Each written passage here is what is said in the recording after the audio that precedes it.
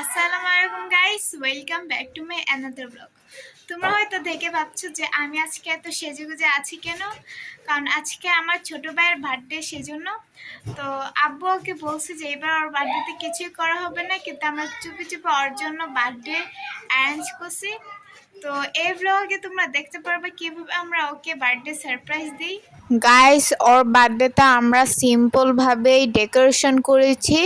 তো আমরা ঘরোয়াভাবেই আমার ছোট ভাইয়ের বার্থডেটা সেলিব্রেট করব।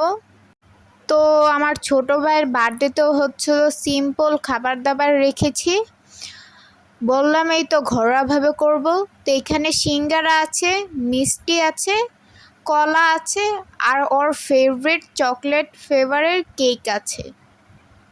এখন ওকে আমি নিয়ে আসছি ওর বার্থডে সারপ্রাইজ দেওয়ার জন্য। সারপ্রাইজ! ওয়াও, থ্যাংক ইউ আপু।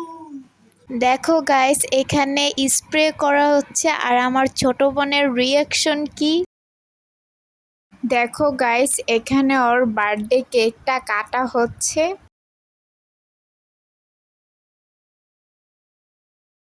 গাইস, কেকটা কাটা হয়ে গিয়েছে।